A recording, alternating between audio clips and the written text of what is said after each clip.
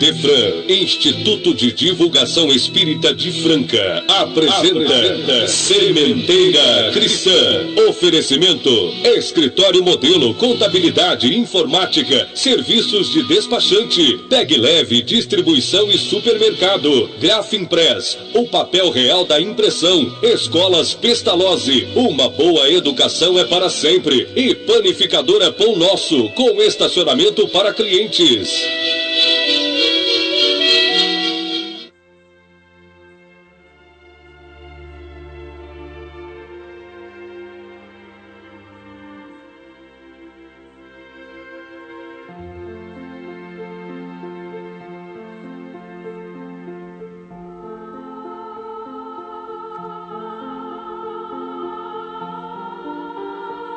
Amantíssimo Mestre Jesus, que a tua paz se faça em todos os corações.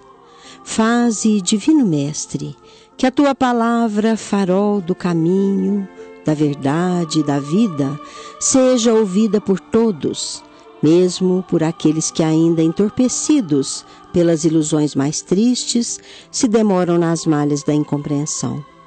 Faze ainda, Médico sublime, que se nos transfundam os salutares e misericordiosos recursos a nos regenerarem os tecidos físicos, mas, sobretudo, que nos promovam a claridade do espírito. Assim seja.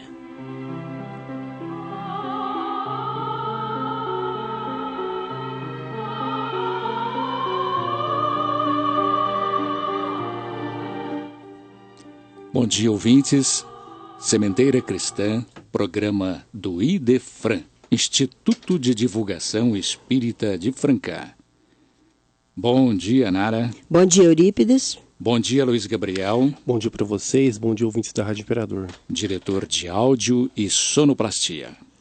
Vamos avisar a nossa prezada e que se diz assídua ouvinte do Sementeira Cristã, Alzira Maria Furlan, do bairro Nova Franca, que ouviremos no final deste programa resposta à sua pergunta. O que é a felicidade? Podemos ser felizes aqui mesmo neste mundo? E o que é preciso para sermos felizes? Vamos aguardar.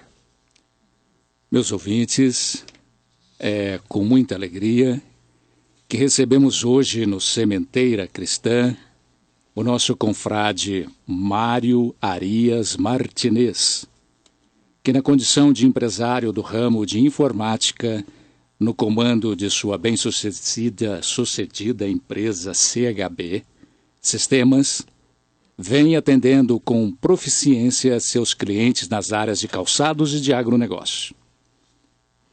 E o mais interessante é que o Mário Arias encontra tempo para assistência social e para divulgação do espiritismo, frequentemente requisitado para palestras em Franca e outras cidades, a par ainda de cumular as presidências do Grupo Espírita Luz e Amor e da Fundação Espírita Allan Kardec, nesta recém-empossado. O nosso muito bom dia, Mário Arias. Bom dia, Eurípides. Bom dia, Nara. Bom dia, ouvintes. E começamos externando a você os nossos augúrios de uma gestão feliz diante da Fundação Espírita Allan Kardec. Participamos da numerosa Assembleia Geral que o elegeu e empossou o presidente daquela fundação, que você já vinha prestigiando desde há muito tempo com sua valiosa colaboração. Empossado há menos de uma semana, diante de uma entidade que acolhe no seu mais importante departamento, que é o Hospital Psiquiátrico Allan Kardec, centenas de pacientes tratados no regime que podemos chamar de altamente profissional, mas sobretudo fraternal e afetivo, e que vem enfrentando sérios problemas, principalmente em razão do descaso dos órgãos públicos, dos governantes. Você já vislumbrou algum plano que dê garantia à continuidade da prestação daquele serviço, principalmente levando-se em conta a sua elevada importância social, porque evita que os nossos irmãos, acometidos de distúrbios psíquicos, fiquem à mercê da própria sorte. O que, digamos de passagem, foi conseguido pelo nosso também valoroso companheiro Vanderlei Sintra, mas à custa de muito sacrifício. Olha, Nara, como você bem disse, o grande problema da Fundação hoje é a dependência dos recursos do governo. Nós atendemos hoje a 270 pacientes, sendo que 200 deles são pagamentos via SUS. E a gente vem de um subfinanciamento de muitos anos, coisa que foi corrigida só há pouco. Então, esse é o nosso grande problema, que nos leva aí, em alguns momentos, a endividamentos, a dificuldades financeiras para tocar essa tão importante obra. Então, qual é a nossa intenção agora nesse trabalho que se inicia? É gradativamente irmos trabalhando na Fundação para criarmos condições para que tenhamos uma dependência menor dos órgãos públicos. Ou seja, que nós possamos fazer por nós mesmos, criar recursos, através da clínica particular que nós já temos, outros serviços voluntários, para que nós possamos cuidar da nossa filantropia, daqueles pacientes que necessitam do atendimento e que não têm condições de pagar por esse atendimento, com recursos nossos. Assim, nós evitaríamos uma dependência do governo. Então, Mário, vamos começar lá de trás. Vamos começar pela sua trajetória na doutrina espírita. Por favor, diga-nos. Muito bem. Bom, eu venho de uma família católica, Eurípides, e estudei no Pestalozzi a vida toda, desde o primeiro colegial, do primeiro ano, primário, até o colegial. Então eu já tinha um certo contato com a doutrina. Mas eu me aproximei realmente da doutrina espírita em 1989, quando comecei a namorar a minha atual esposa, Cláudia Mota. Então, há 28 anos atrás, ela frequentava o Luz e Amor, e ali, por uma questão talvez hormonal, não é? De ficar junto da namorada, nós começamos a nos interessar por estar com ela na casa. E aí fizemos o COEM, foi o primeiro contato nosso ali no Luz e Amor.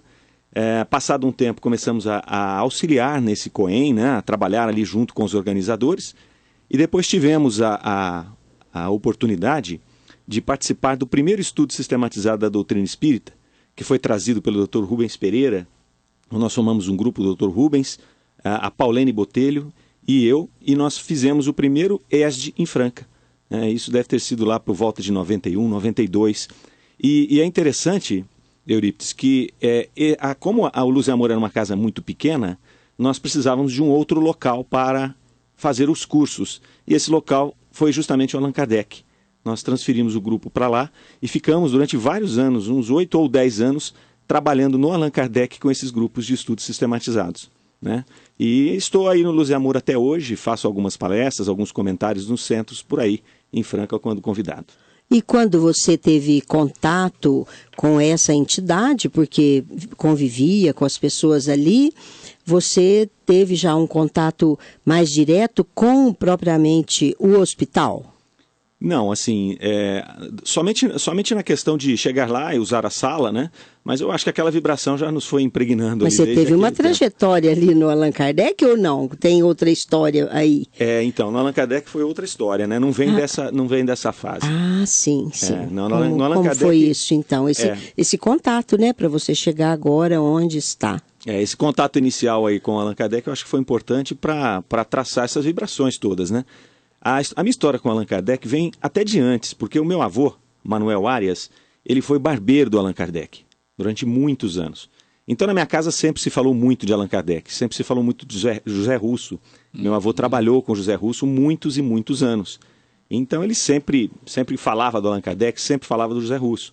Então isso foi antes até de eu participar daquele grupo, Então talvez isso tenha sido uma preparação que vem de longa data, Mas assim, essa aproximação agora, ela ocorreu há aproximadamente uns 3 anos e meio, quando eu fui convidado para fazer uma palestra no Allan Kardec, no mês de Kardec, e ali eu conheci o Vanderlei Sintra, estava na palestra, e depois nós tivemos um chá fraterno ali, conversei com o Vanderlei, e aí expliquei essa história do meu avô, e ele me convidou para entrar como membro associado do Allan Kardec. Nessa época o Vanderlei era o presidente do hospital, já há 10 anos, nessa época ele era presidente há 8 anos, certo, né? Ele estava no certo. 4º mandato dele. Certo. Aí comecei a participar das assembleias ali, me aproximar um pouco mais da casa. E no último mandato do Vanderlei, há 2 anos atrás, né, em 2015, isso, eleição de 2015, ele me convidou para participar da diretoria, como conselheiro. E nós aceitamos, e aí sim começou a minha trajetória um pouco mais direta com o hospital. Nós entramos ali, começamos a participar muito ativamente com o Vanderlei, né, como conselheiro. E na sequência, agora em fevereiro de 2016, o Vanderlei nos comunicou a possibilidade de sair da presidência, de encerrar o seu ciclo, né? 5 mandatos, 10 anos. Ele nos disse que precisaria se dedicar à família e nos convidou para assumir a presidência. Um trabalho muito grande, talvez o desafio mais importante da minha vida. Como estou na ativa, tenho as minhas empresas, cuido das coisas, viajo muito, precisava de buscar um grupo que trabalhasse como um bloco, né? Aí eu convidei o Fernando Palermo, companheiro nosso também no conselho, para que ele fosse o vice. E ele prontamente atendeu, né? Nós buscamos também para a tesouraria, uma vez que o Leonel também, já há muitos anos ali, manifestou a vontade de descansar, merecida, né? Nós fomos buscar também um tesoureiro e, por nossa sorte, uma companheira nossa, recém-aposentada, manifestou o interesse de trabalhar em entidades filantrópicas. Ela chama-se Gabriela Garcia, é uma pessoa muito competente, está conosco há muitos anos, foi contadora do Samelo, MSM, Carmen Steffens, então é uma pessoa de extrema competência e também aceitou o convite de participar conosco da diretoria. E a gente ressaltar, Mário, que todos esses cargos são voluntários. São voluntários. Né? Por isso que tem que ter uma equipe sólida, mas, sobretudo, muito responsável, né? Com certeza, Nádia. Com certeza. E aí, os demais membros da diretoria seguirão os mesmos, né? Tanto que o Vanderlei e o Leonel estarão conosco, eles estão no conselho hoje, né? Eles não têm mais aquela necessidade de participar do dia a dia do hospital, estar ali todo dia, como nós temos, né? Mas eles estarão conosco ali como conselheiros. E está entrando também, fora esse grupo que eu já falei, o José Lucas Borges, que é hoje vice-presidente da USE, companheiro nosso também, está entrando no conselho. Então seguimos assim com essa direção, nessa nova jornada. Mas, a bem da verdade, Mário, o Vanderlei não foi descansar. Como um grande guerreiro, está assumindo a Indef. Então, ontem até, Eurípides, ele publicou a sua carta de demissão da Indef, né? Ontem, talvez você não tenha visto, não mas ele não vai continuar na Indef, ele colocou as razões dele lá, né? Razões familiares e a empreitada lá é muito grande. E eu acho que a decisão do Vanderlei foi muito acertada, né? Porque o Vanderlei já está com 70 anos, ele já lutou muito pela nossa cidade, contribuiu demais, né? E a família dele precisa dele agora. Com certeza. Isso eu já havia dito a ele, que ele precisava era cuidar das suas coisas, da sua família. Mas é um guerreiro. Agora a família dele tem o guerreiro em tempo integral. Exato. Mário, temos vários hospitais psiquiátricos espíritas no Brasil. Na sua opinião, o que levou a doutrina a seguir este caminho? Olha, Eurípides, se nós voltarmos no tempo há quase 100 anos, nós vamos encontrar um cenário na psiquiatria muito limitado, né? Não haviam ali, naquele momento, tratamentos adequados, medicamentos adequados para aquelas pessoas que sofriam de transtornos mentais. Então, muitas vezes, eles ficavam à mercê de sua própria sorte.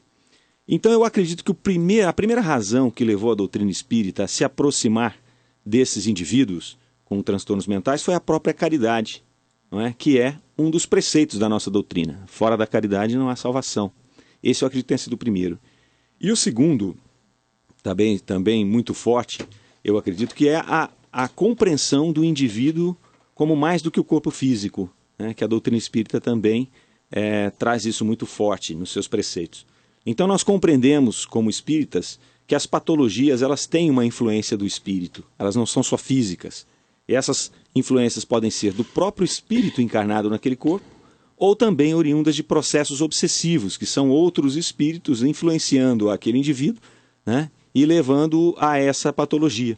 Então eu acho que a junção desses 3 elementos foi responsável pela entrada forte da doutrina espírita na psiquiatria.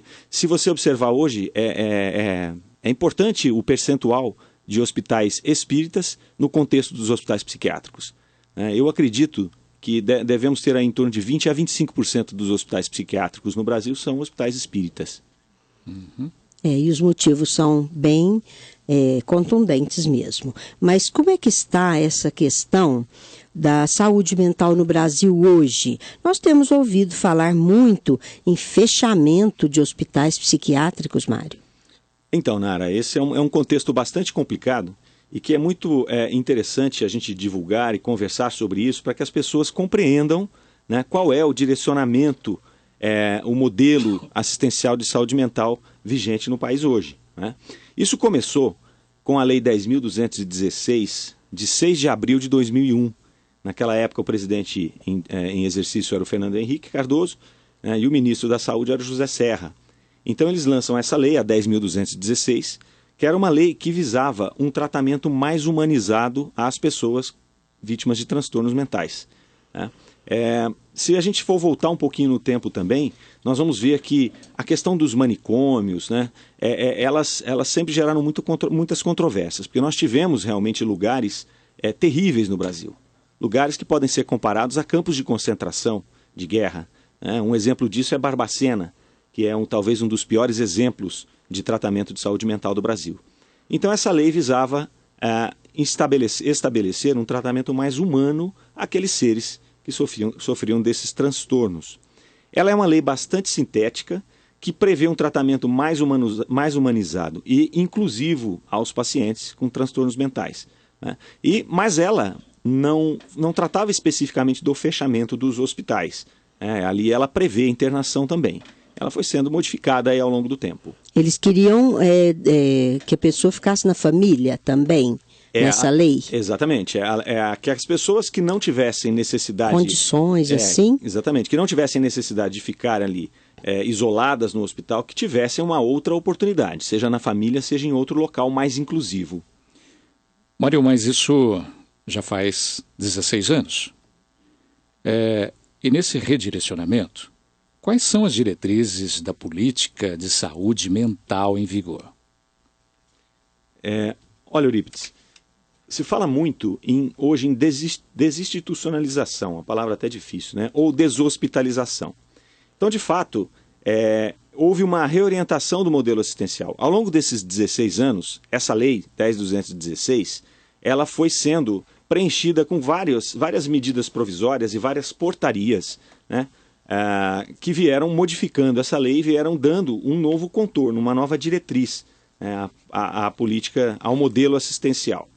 Então, tudo hoje leva a essa deshospitalização, tirar o paciente dos hospitais e, de fato, fechar os hospitais. Essa é a orientação hoje, né? Então, nós temos lá uma portaria de número 251 de 2002, que fala da redução gradual dos leitos psiquiátricos. Depois nós temos uma outra portaria, 336, também de 2002, que fala da ampliação da rede extra-hospitalar, com a criação dos CAPs, que são os Centros de Apoio Psicossocial. E aí a lei vem se preenchendo, né, através dessas portarias. Uma das mais importantes é a de 23 de dezembro de 2011, que é a portaria número 3088, que ela institui a rede de atenção psicossocial, o chamado RAPS. E aí ela fecha o modelo de assistência à saúde mental vigente no país hoje. Que seria fora do hospital, toda essa rede, né? Exatamente. Mas e como é que funciona, então, essa rede hoje, a rede de atenção psicossocial? Essa rede é composta por vários elementos. O primeiro deles é a unidade de atendimento. Então, as pessoas que têm a necessidade de buscar esse serviço, vai até o NUBS, vai até as redes de atendimento iniciais. Ali ela vai passar por uma triagem, né? Ela vai ser diagnosticada e ela vai ser encaminhada para os outros elementos da rede. Nós temos nesses outros elementos os CAPs, que a gente já comentou anteriormente, que é o Centro de Atenção Psicossocial. Esse CAPs, eles se propõem a traçar um projeto terapêutico individual, né? Onde cada pessoa chegando ao CAPs para receber o seu tratamento, ela tem um protocolo de tratamento, né, individual, e ali ela vai ter diversas atividades, Ela vai ter ali atividades de oficinas, atividades físicas, enfim. É um local onde ela vai poder se dirigir para fazer a sua terapia diariamente. Em paralelo a isso, nós temos o programa de volta para casa, dentro dessa rede, que é incentivar aqueles indivíduos que já podem retornar ao seio da sua família a serem acolhidos novamente. Então esse é um outro viés desse programa. A gente sabe que é muito difícil acontecer isso, porque as famílias já não têm vínculos muitas vezes com esses indivíduos. Então não é um programa que traz um resultado em percentual muito expressivo. E para suprir essas pessoas para atender essas pessoas que não têm como voltar para suas famílias, existe o sistema de residências terapêuticas, que também faz parte desse RAPS. Esse sistema de residência terapêutica são moradias, onde vivem ali de 8 a 10 pacientes, pessoas com transtornos mentais, e eles são acompanhados, dependendo da severidade da sua patologia, ou por cuidadores, ou por em alguns casos, por enfermeiros ou técnicos de enfermagem. Então é como se fosse uma república. Ali eles moram nessas casas e eles têm controle sobre a sua vida. É o que a lei preconiza. Eles vão fazer as suas compras, eles podem escolher que tipo de roupa eles vão usar, aonde eles vão ir.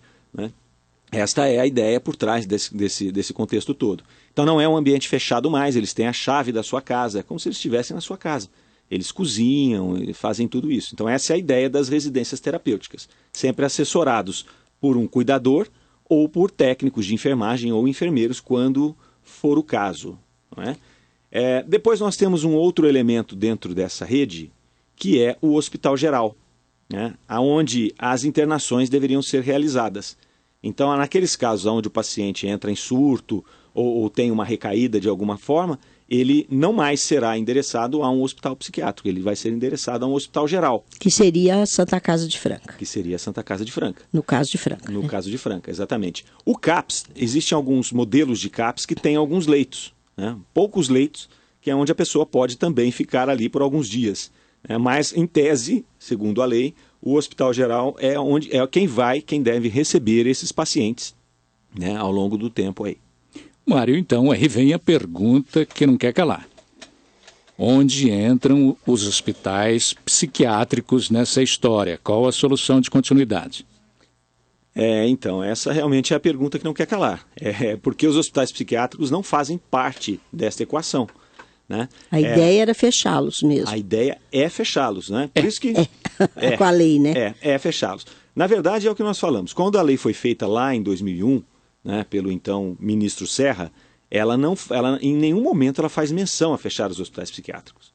Mas ela foi inserida através dessas medidas provisórias e portarias, muitas de conteúdo ideológico, foi chegando num ponto onde o hospital psiquiátrico hoje não existe. Daí, o fato de muitas vezes se falar, por exemplo, o Allan Kardec presta um serviço inadequado. Inadequado como? É inadequado porque não trata bem das pessoas? Não, ele é inadequado perante a lei. A gente cansa de ouvir aí, quando a gente vai em reuniões na Câmara, principalmente com a DRS de São Paulo, que é muito forte nessa questão de fechar hospitais, eles falam, vocês prestam um serviço inadequado. Mas é inadequado perante a lei como ele está, perante a diretriz, não é inadequado pelo trabalho que faz com as pessoas. Então esse é o grande drama hoje. E qual foi o interesse, qual foi a forma que eles imaginaram, a melhor forma para eles seguirem esse modelo e fechar os hospitais?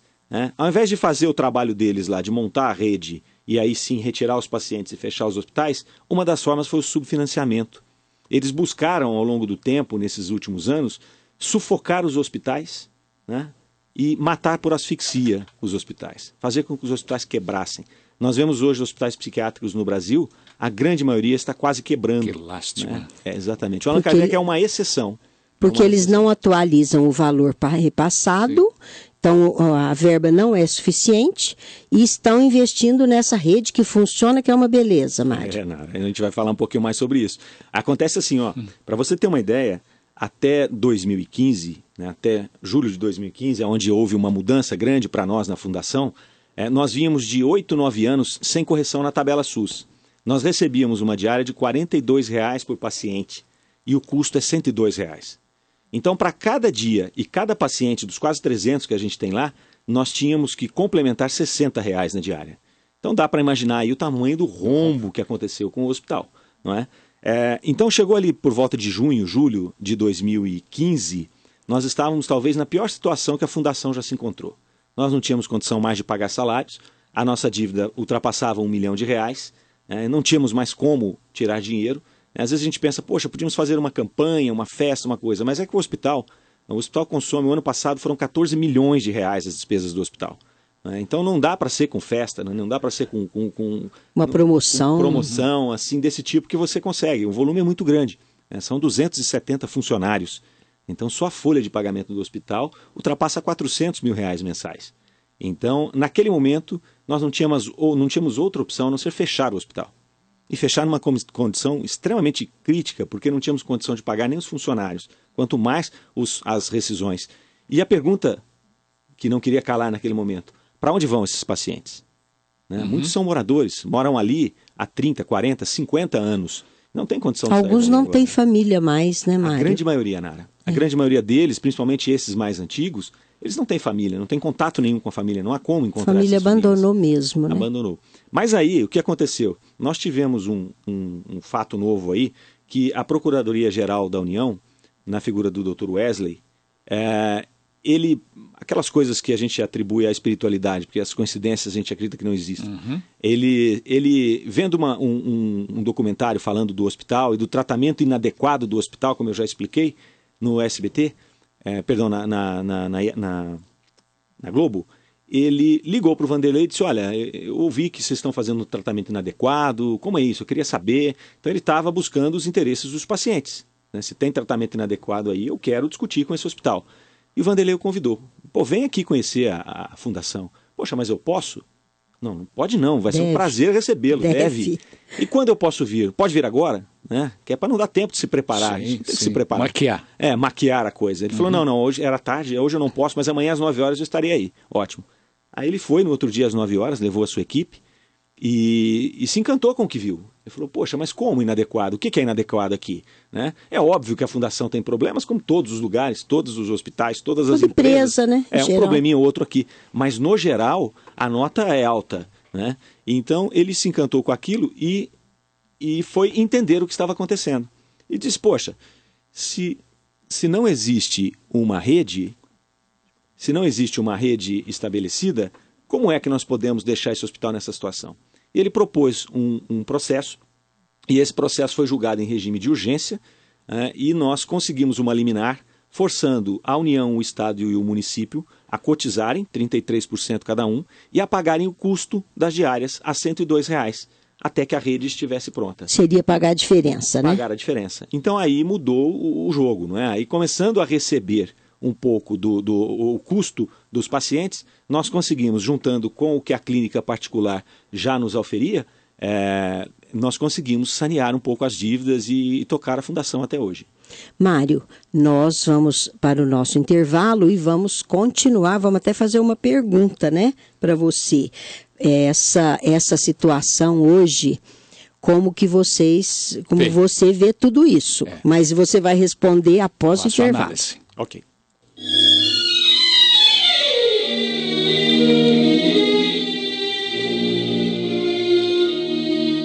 Estamos apresentando Sementeira Cristã. Oferecimento: Escritório Modelo Contabilidade, Informática, Serviços de Despachante, Escritório Modelo Centro e Estação, Pegue Leve Distribuição e Supermercados, Cesta Básica, Produtos de Limpeza, Descartáveis, Sucos em Pó e Líquidos, melhores preços para sua empresa. Distribuição Rua Carlos de Vilhena 4270, Vila Imperador. Televendas 16 3707 2870. Loja e Estação, Rua Voluntário Mário Mazzini 1902. Fone 16 3723 2888. Escolas Pestalozzi, Educação Infantil, Ensino Fundamental, Ensino Médio. Agende uma visita. Fone 3711-0100. Pestalozzi educa, humaniza e faz crescer. Escolas Pestalozzi, uma boa educação é para sempre. Acesse www.pestalozzi.com.br.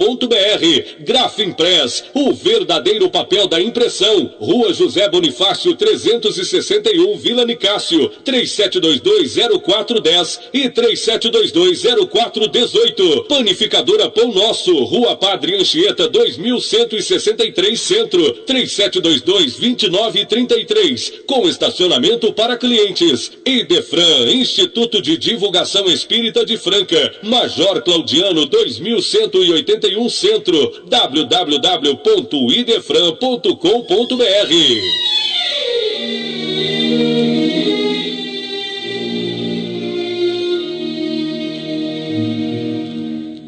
CHB Sistemas, dia após dia cuidando dos sistemas de sua empresa, atendendo aos setores calçadista e agronegócio.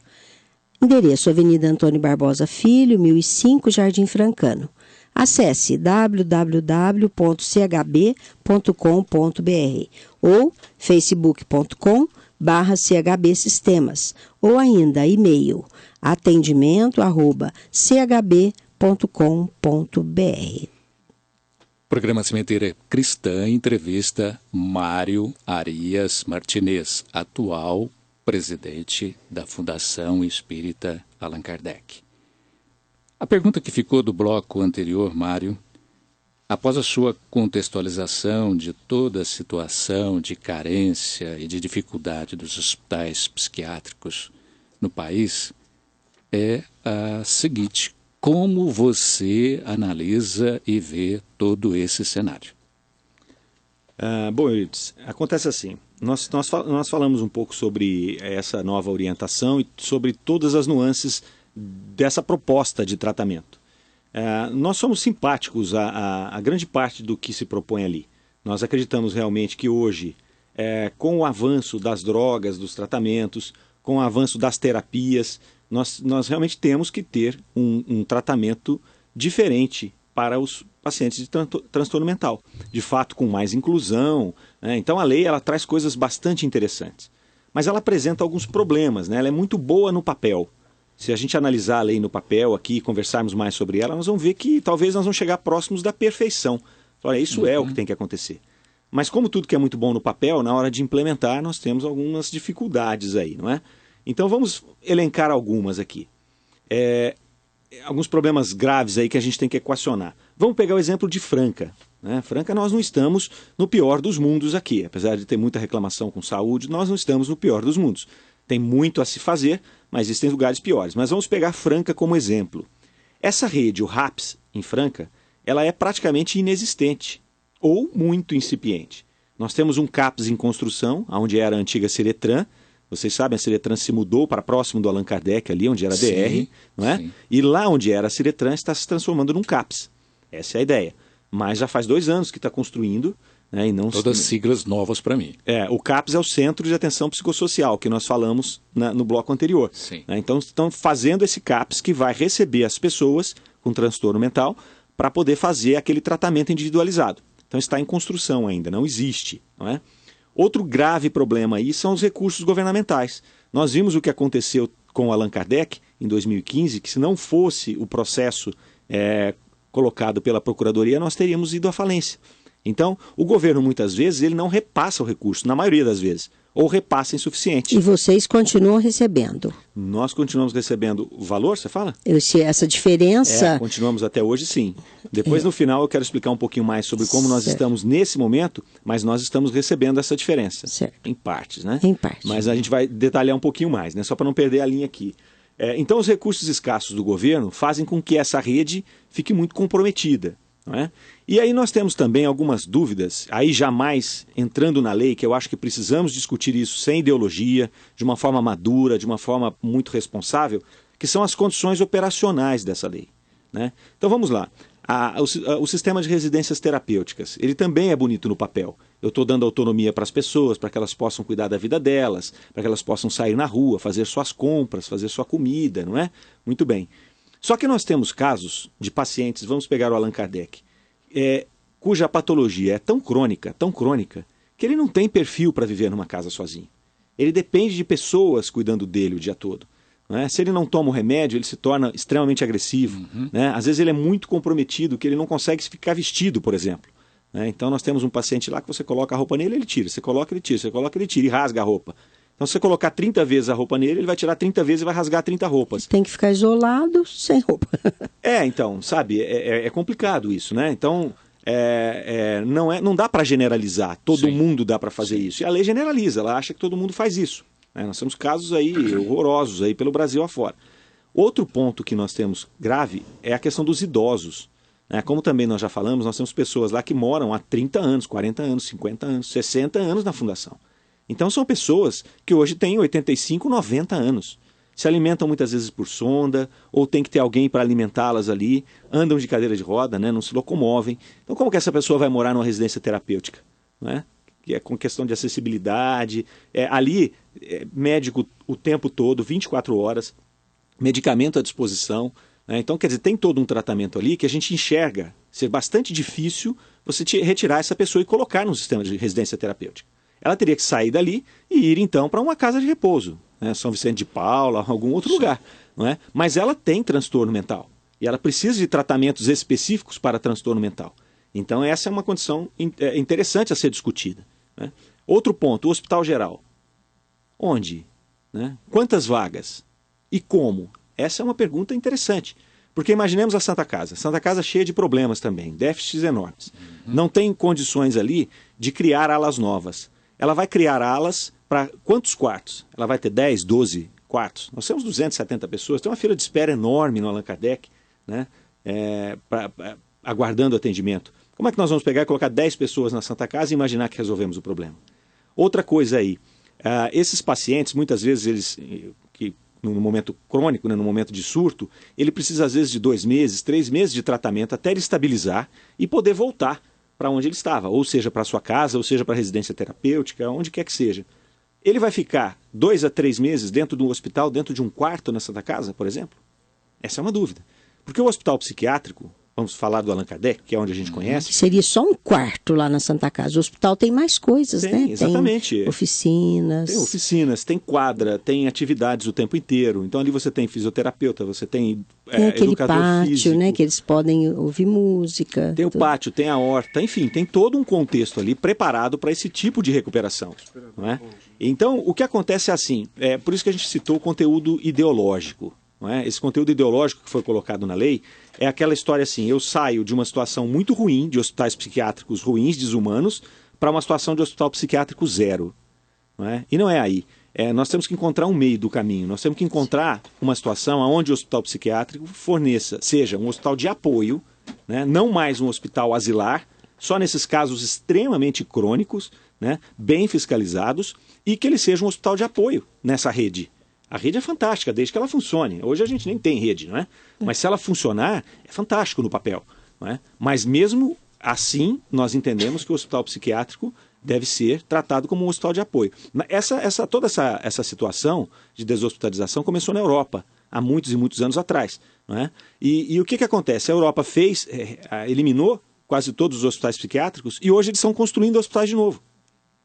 Porque eles viram que precisa de um lugar de apoio para tratar especificamente aquela doença. Não é só fechar, né? Não é só fechar.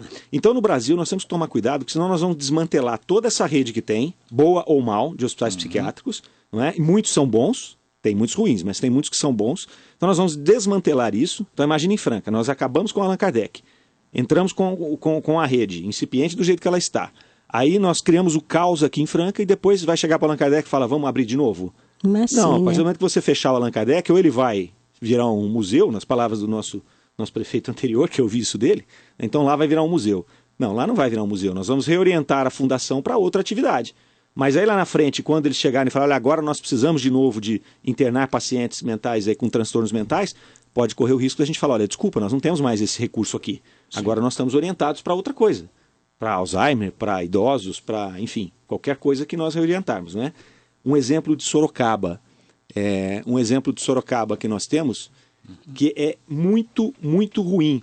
Né? Eles fizeram lá uma deshospitalização a todo custo. E eles tiraram várias pessoas dos hospitais, fecharam vários hospitais na região. Hoje existe um TAC lá, que é um termo de acordo de conduta, com a prefeitura e com a procuradoria para fechar todos os hospitais. Mas o que acontece? Virou um caos, porque dentro dessas dificuldades que nós colocamos, você tem problemas lá com algumas residências terapêuticas, a rede de saúde pública não consegue atender essas pessoas, muitos passam fome nas residências terapêuticas porque não chega o recurso, né? Uma coisa que aconteceu gravemente lá em Sorocaba, muitos desses pacientes que foram para residências terapêuticas, e com certeza talvez não estavam preparados para essa situação, passaram a viraram moradores de rua. Então aumentou enormemente. E pessoas sem condições até de viver na rua, né? Sem condições nenhuma. Ele é doente mental, né? Então veja que nós acabamos, se a gente não tomar cuidado, nós vamos voltar 100 anos atrás. Como você, assim, como presidente, pretende resolver esse problema, falando já diretamente da Fundação Allan Kardec? Nós agora com essa nova... hoje? Muito bem, com essa nova gestão, nós tivemos a grata surpresa de presenciar o Dr. Rodolfo assumindo a Secretaria de Saúde de Franca. O Dr. Rodolfo já trabalhou no Allan Kardec muitos anos, é uma pessoa do meio espírita, né, palestrante espírita também, um trabalhador. Né? Como ele já trabalhou no Allan Kardec, ele conhece toda essa problemática, esteve conosco no dia da posse lá e conversou com a gente um pouco sobre isso. Então nós precisamos urgentemente, e já estamos tratando disso, junto até com a promotoria, estabelecer um diálogo muito sincero com o poder público nosso, começando com a Secretaria de Saúde, promotoria e todo mundo, né? Para que nós possamos encontrar aqui, nas palavras do próprio Rodolfo, uma solução caseira, uma solução nossa de Franca, que a gente equalize esse problema, que nós possamos cumprir a lei através da rede, não é? Mas que nós não façamos de uma maneira irresponsável, né? Ou de uma maneira radical. Porque visa-se, sobretudo, o paciente. Com certeza. Esse é o principal fator, né, da existência do hospital e de toda essa sistemática. Com certeza, Nara. É difícil imaginar Franca hoje, a saúde mental de Franca, sem o Allan Kardec. É muito difícil. Então nós precisamos construir pontes para que o Allan Kardec seja devidamente financiado, minimamente financiado, para que ele possa continuar existindo, e que a gente também, na medida do possível, possa servir de apoio a essa rede. É porque Franca, inclusive, abrange outros municípios, né, Mário?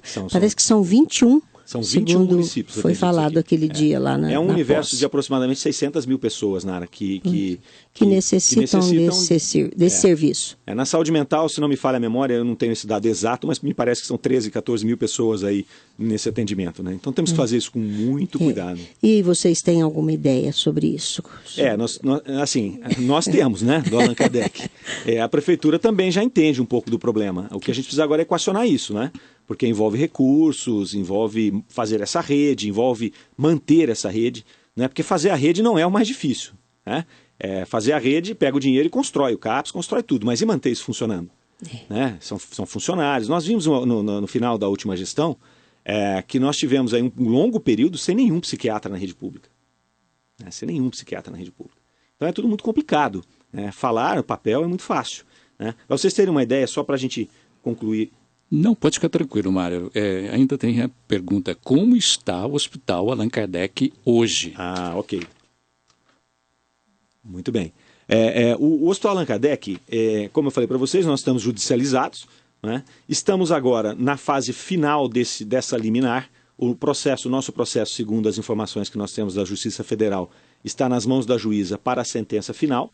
Né? Então estamos aguardando com muita ansiedade qual será essa sentença, porque ela vai definir exatamente o rumo que nós vamos tomar daqui para frente. Vai depender dessa sentença. Nós estamos otimistas com relação a essa sentença.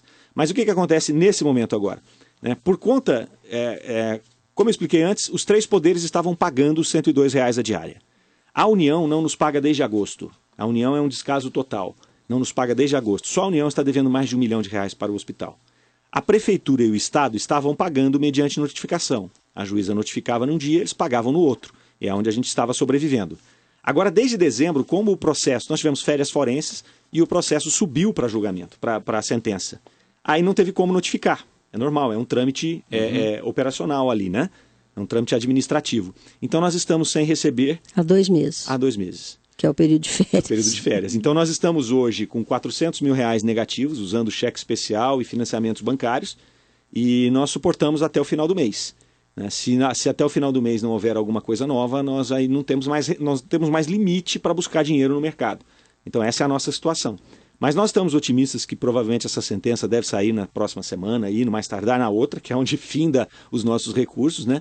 E aí, uma vez com essa sentença na mão, provavelmente vamos receber o passado aí, e de posse da orientação, inclusive da juíza na sentença, e essa discussão com a prefeitura e inclusive com o Estado, nós vamos aí traçar um rumo para adequar o Allan Kardec a essa nova situação e continuar olhando para o que chama a atenção, para a razão da nossa existência, que são os pacientes e seus familiares. Mas dentro de um planejamento estratégico, como que você vê o Allan Kardec daqui a 10 anos? Não, mas a clínica geriátrica também, nós gostaríamos de perguntar tanta coisa. Essa clínica geriátrica... Então, nós temos uma clínica hoje com capacidade para 70 pacientes. Não é? A nossa ideia é aumentar essa clínica. Nós ela temos é particular essa. É particular. Veja, nós temos 80 mil metros de área no Allan Kardec e 10 a 12 mil metros de área construída. Então nós temos muito espaço. A nossa ideia para daqui a 10 anos é entregar para a população um serviço filantrópico que não dependa ou dependa minimamente de recursos do governo. Nós queremos fazer uma clínica de excelência, que pessoas do estado inteiro venham para cá, tragam seus familiares para ser bem tratados e tudo, né, que remunerem essa clínica e que com os recursos oriundos dessa clínica particular nós possamos fazer uma filantropia sem essa dependência dos humores do governo, de crises econômicas, não é? Porque nós não podemos deixar pessoas na mão. Aquela pessoa que a gente acolhe, que não tem nada, que nós precisamos fazer a filantropia para ela, hoje ela fica à mercê do governo. Se o governo não nos paga, de onde vai tirar o recurso, não é? Então esse é o nosso desejo. Nosso desejo é que a clínica particular ela possa gerir possa municiar a nossa filantropia com recursos para que a gente tenha uma dependência mínima do governo e que possamos aumentar cada vez mais a excelência no nosso trabalho, né, para todos os pacientes que ali estão. Nós agradecemos muito Mário Arias Martinez, que recebemos hoje no Sementeira Cristã. Agradecemos a sua presença e até uma outra oportunidade. Sucesso na sua gestão. Muito obrigado, amigos.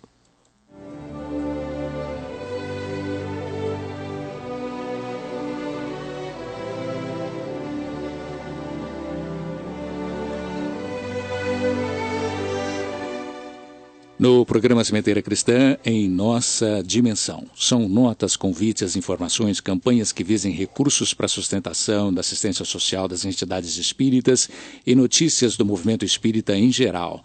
Se sua entidade não é espírita, mas pauta suas atividades exclusivamente no Evangelho de Jesus, ela também pode valer-se deste espaço para divulgar suas campanhas que visem recursos para a assistência social, desde que a pratique de uma maneira gratuita. Utilize a livraria ou Clube do Livro Espírita, administrados pelo Idefran, e adquira livros espíritas, produtos correlatos a preços especiais, facilitando a sua leitura, o seu estudo e o enriquecimento de sua própria biblioteca. A livraria e o Clube do Livro Espírita do Idefran têm como preocupação principal difundir o livro espírita pelo menor custo.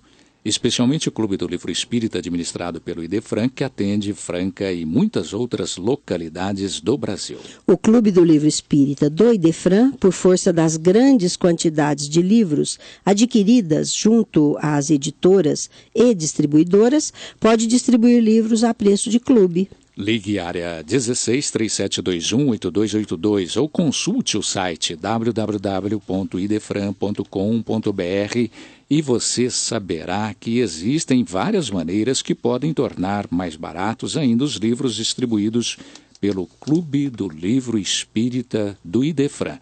E os residentes em outras cidades saberão como receber livros em sua casa. E tem mais, você que reside no município de Franca pode utilizar graciosamente da videoteca e da biblioteca do Idefran. Junte-se àqueles que já vêm desfrutando desses benefícios e faça a sua parte no esforço comum, no esforço conjunto de tornar o mundo melhor. Um evento a nos requerer atenção é o da 35ª Semana da Família, promoção da USE, Regional de Franca. De 26 de março a 1º de abril, no tradicional intercâmbio de oradores entre as casas espíritas jurisdicionadas pela USE Regional de Franca, desta vez sob o tema central minhas atitudes no lar e na sociedade. Vamos nos engajar. Preparemos-nos para algumas horas felizes e esclarecedoras. No dia 4 de março próximo, teremos seminário com Divaldo Pereira Franco, sob promoção do IDEFRAN, local SEAC, Centro Esportivo, Cultural e Artístico da Escola Pestalozzi. Repetimos, dia 4 de março, um sábado, às 18 horas, com os portões abertos antecipadamente às 15 horas. Faça sua inscrição no IDEFRAN. Promova o estudo do livro Evangelho segundo o Espiritismo, Crianças, Jovens e Adultos, volume 1, de Termutes Lourenço. O livro orienta o coordenador do estudo e os monitores indicando o objetivo de cada aula, conteúdo, procedimento didático, atividade, recursos, bibliografia e sugestão de atividades para crianças. Ali, aprende-se a aplicar o método ver, pensar e agir. Os componentes do grupo serão protagonistas. O Departamento de Orientação Doutrinária da USE Franca coloca-se à disposição para auxiliar os interessados. O livro indicado acha-se disponível na livraria do IDEFRAN. Um apelo aos companheiros que se empenham na divulgação do Espiritismo. Estimados leitores de A Nova Era e ouvintes do Sementeira Cristã, vocês, por certo, lerão o nosso editorial da edição deste mês, do jornal que com tristeza expõe a situação que enfrentamos como efeito da crise geral que assola nosso país. É por isso que rogamos aos estimados companheiros que nos contemplem com alguma contribuição voluntária e espontânea, somando com certeza algum valor capaz de garantir a continuação de tais canais, que se empenham na divulgação da doutrina que ilumina consciências, revivecendo o Evangelho de Jesus. Contribua para a divulgação do Espiritismo. Efetue seu depósito de qualquer valor no banco 756, Sicobi, agência 4321, conta 251 1, dígito 4, ou ligue 16 3721 8282, solicitando envio de boleto. De nossa parte, cumpre-nos antecipar os mais sinceros agradecimentos pelo quanto representará sua contribuição, para garantir que um jornal e um programa radiofônico espíritas continuem cumprindo sua sublimada tarefa de consolar, porque esclarecem, enquanto melhoram o mundo, melhorando o homem. Os valores dos livros distribuídos pelo Clube do Livro Espírita do IDEFRAN sofrerão reajustes a partir do próximo mês de março. Infelizmente, os valores atuais que vigoram há exatamente 6 anos não têm mais como serem sustentados. Os associados serão informados com detalhes na próxima edição do jornal A Nova Era e nas próximas edições deste programa.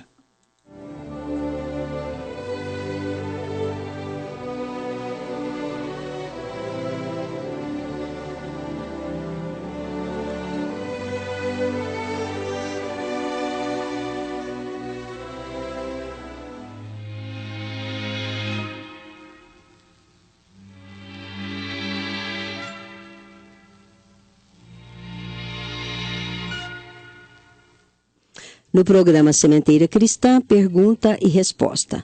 Vamos ouvir hoje a resposta à pergunta de nossa assídua ouvinte, Alzira Maria Furlan, do bairro Nova Franca.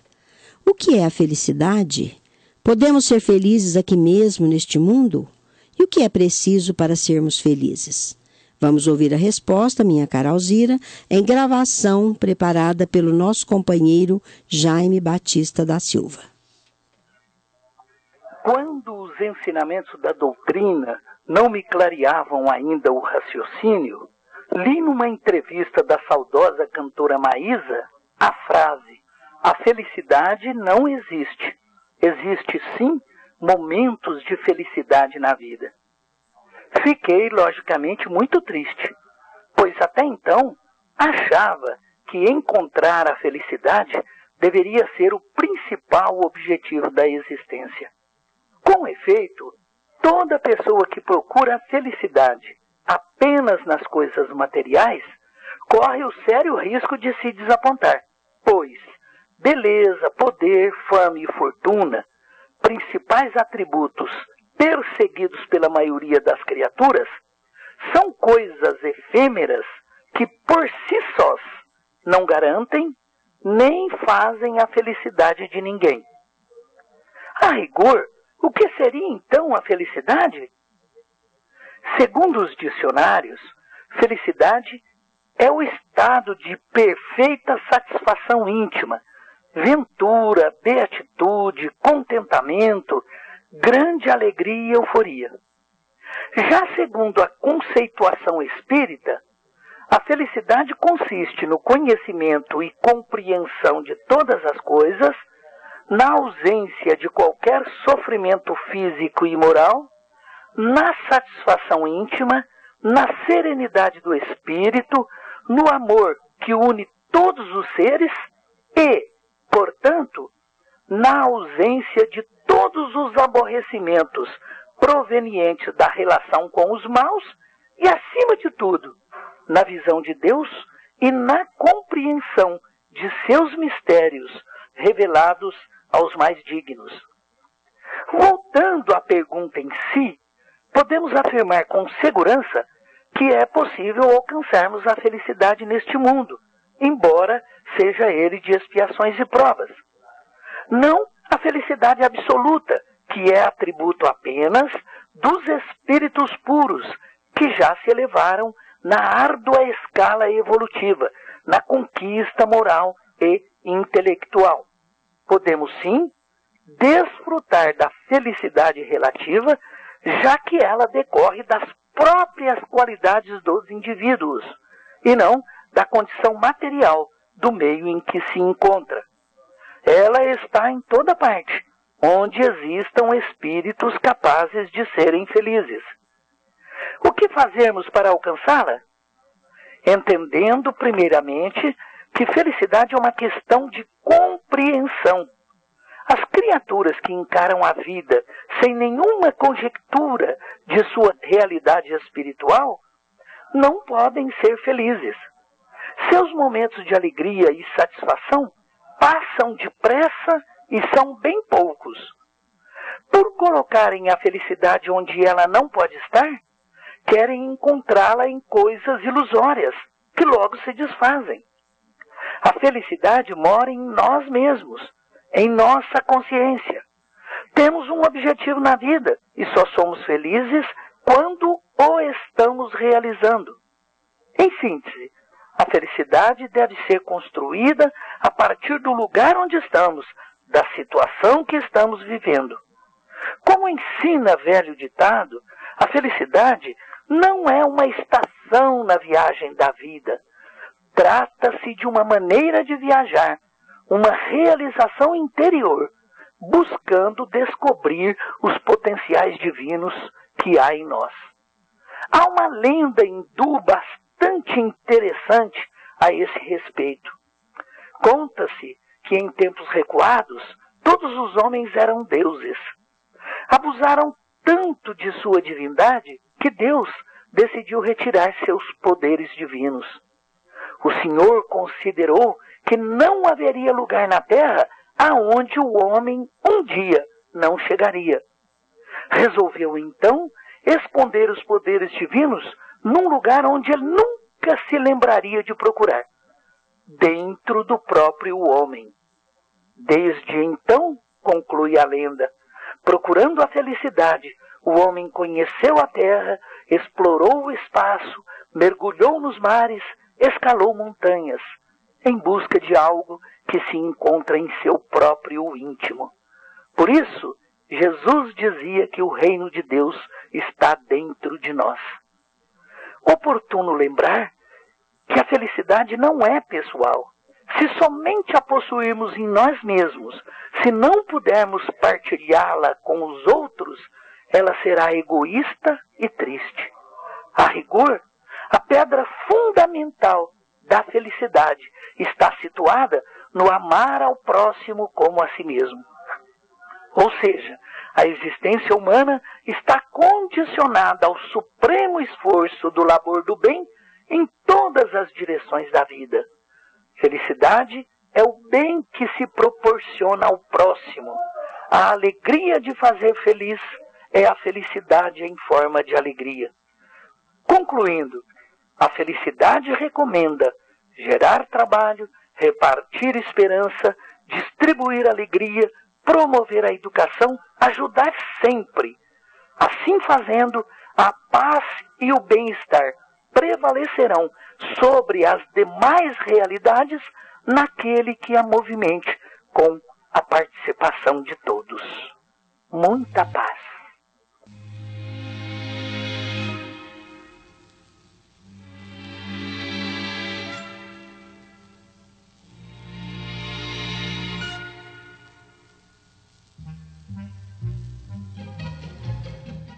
Envie sua pergunta para Idefran, Rua Major Claudiano 2185, Centro, CEP 14.400.690, Franca, São Paulo.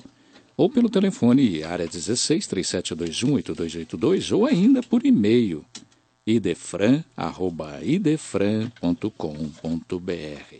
Um simples raio de cólera costuma perturbar ou destruir longos e pacientes sementeiras de amor. Com esta observação do espírito Mariano José Pereira da Fonseca, pela psicografia de Chico Xavier, encerramos o Sementeira Cristã. Agradecemos a todos pela audiência. Sementeira Cristã também pela internet, em tempo real. Digite www.radioimperador.com.br. A qualquer hora, www.idefran.com.br. Apresentaram Nara Carlone e Eurípides Mendonça. Participação de Mário Arias Martinez e Jaime Batista da Silva. Áudio e sonoplastia, Luiz Gabriel. Inserção virtual, Antônio Carlos Essado. Que Jesus nos abençoe a todos. E fique agora com a celebração dos nossos irmãos católicos.